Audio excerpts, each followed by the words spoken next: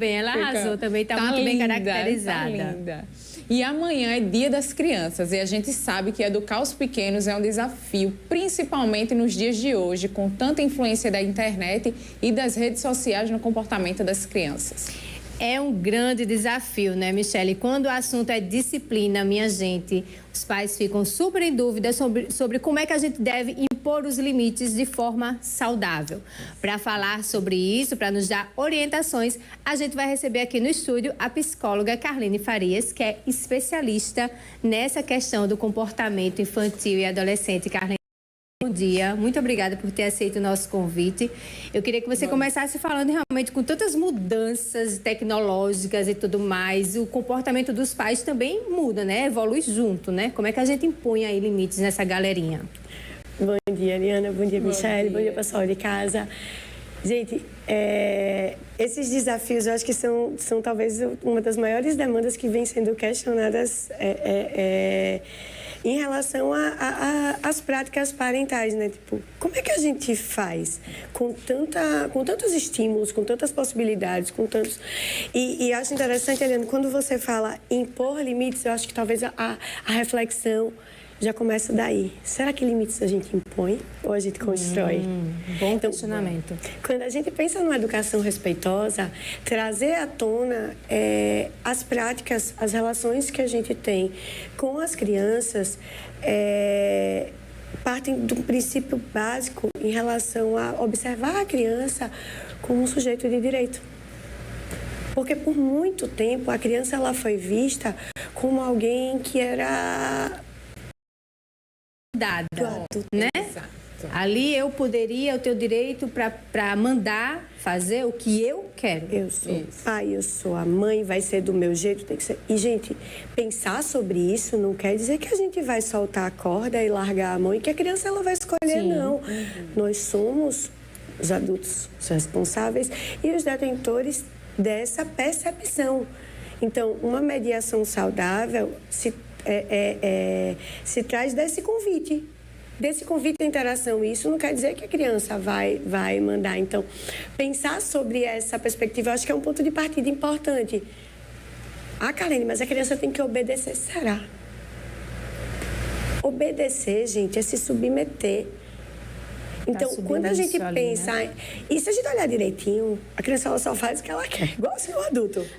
Que é o respeito, né? Você fala de obedecer, mas é o respeito, é essa relação que a gente vai construindo. Quando ela não quer tomar banho, que ela emperra ali, não tem quem faça, e aí vai ser puxado, vai ser... Mas, gente, quando a gente convida ela à cooperação e vai mostrando por que o banho é importante, a hora de ir para a escola, dá muito mais trabalho. Mas a gente vai conseguindo alcançar um objetivo aí a médio e longo prazo. E como é que a gente pode construir essa relação, Charlene, essa troca realmente? E a partir de qual idade a criança começa a entender que aquela orientação tem que ser levada em conta, tem que ser respeitada, tem que ser feita? A criança já começa a entender a partir de que idade essa construção da relação? Na verdade, eu acho que essa construção, ela se dá ali, talvez até desde a barriga.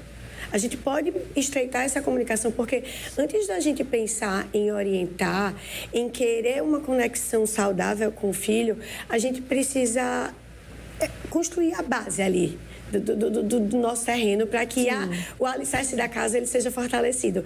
E essa base, ela se dá com afeto, com amor, com cuidado. Então, mais a gente vai desenvolvendo essa relação de cuidado da criança. Gente, não é só o que a gente sente pela criança, mas é como ela se sente com o que a gente demonstra. Perfeito. Então, quando a gente vai estabelecendo essa comunicação mais saudável, essa construção de convite, essa relação afetuosa, de toque, de amor, de que ela se sinta amada, mesmo quando ela faz coisas erradas, que é uma coisa muito difícil. Eu sempre pergunto isso. É porque você vai na explosão, na reação do que fez errado, quebrou alguma coisa, você explode. É difícil você controlar e mostrar a afetividade, digamos assim, naquele momento, né? Eliana, esse é um ponto de partida importantíssimo quando a gente leva em conta, acho que talvez seja uma das minhas falas mais reincidentes em palestra, em orientação parental no consultório, que é quando a gente fala da importância de cuidar da gente mesmo. A gente age melhor, quando a gente se sente melhor. Sim. Então, cuidar das nossas próprias emoções. Por isso que é tão importante, por mais difícil que seja, tá, gente? Eu também sou mãe, eu tenho 2 seres humaninhos em casa. Então, a gente equilibrar esses pratinhos para fazer uma atividade física, para ter um tempinho para cuidar da relação, para encontrar com as amigas, para fazer um curso. Tudo isso são peças importantes nesse quebra-cabeça do nosso autocuidado. Sim. E que podem fazer a diferença, porque a gente tende a explodir menos.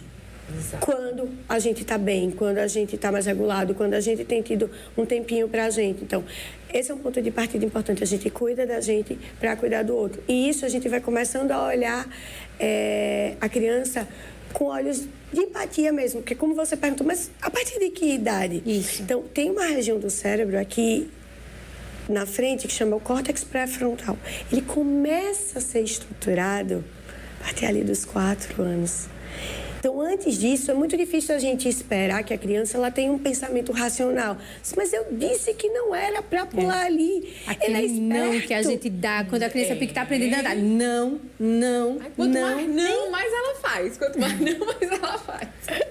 Tem um assistente clínico americano, que ele é autor de um livro, que ele fala que quando a gente fala o não para uma criança muito pequena, é como se a gente cortasse o não e ela só se fazia, tipo, não suba essa escada. Aí o cérebro da criança fala, suba essa escada. E aí ela vai e sobe a escada. Então, a gente tenta transformar isso e falar, ao invés de a criança está subindo uma escada e é perigoso para ela falar, e aquela bolinha ali, quem colocou? Então, a gente redireciona a atenção e, aos poucos, com uma expectativa mais ajustada para que o cérebro dela pode oferecer, a gente vai ensinando que aquela escada ela não pode sozinha em um outro momento.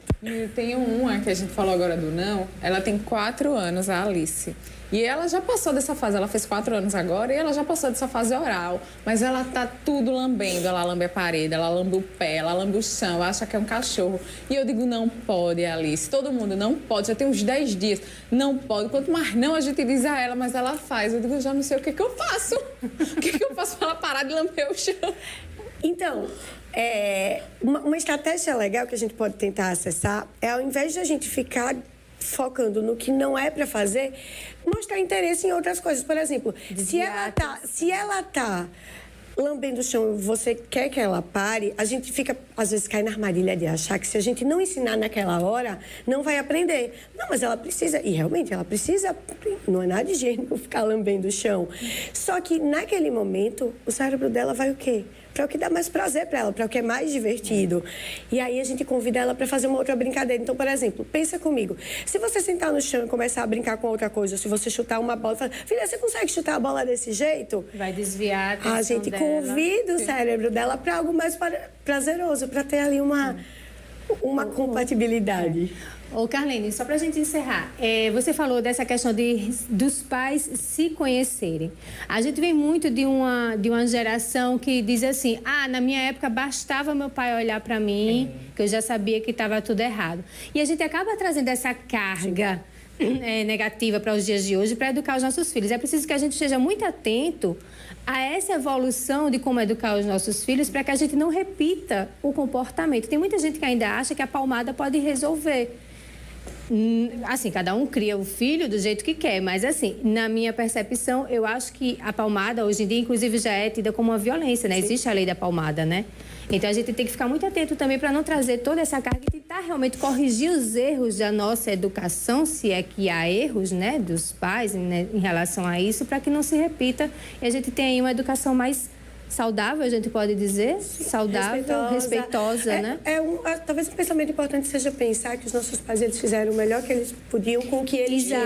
Então, assim, não é sobre culpar, não é sobre questionar que o que eles fizeram foi errado. Era o que eles conheciam naquele momento. Isso está sendo reavaliado, porque quando a gente bate, quando a gente grita, a criança, ela para. Mas quanto custa isso? O que ela vai levar? Que aprendizado? Ela vai parar de fazer porque ela aprendeu ou porque ela tem medo? Perfeito. E a gente quer criar o quê? Filhos com medo ou que aprendem? Perfeito. Acho que, para encerrar, eu queria só ter uma dúvida sobre a questão da internet. Como é que essas redes sociais, ela influenciam no comportamento da criança, né? Porque às vezes a gente vê muito, assim, crianças de 4, 5 anos já no WhatsApp, já no Instagram. Isso. Como é que fica? Como é que fica esse limite? Esse é um tema muito muito complexo, mas que a gente precisa tratar com muita atenção. As crianças, elas não devem estar na rede social. O indicativo é que celular para criança a partir dos 12 anos, rede social somente a partir dos 14. E ainda dá para ter monitoramento. Carlene, isso é um mundo utópico, um mundo ideal. Eu sempre falo, eu faço essa comparação. O nutricionista, ele não pede para parar de beber água. A gente continua ouvindo os médicos e os nutricionistas. Então, assim, nós da saúde mental vamos continuar batendo nessa tecla. Perfeito, Carlene. A gente poderia ficar aqui falando horas. Exato. 3 mães reunidas, não tem como não ter assunto para a gente falar. Carlene, muito obrigada pela sua participação aqui. As portas estão abertas sempre que você quiser trazer mais conhecimentos e orientações para a gente. Obrigada mesmo. A gente vai agora para um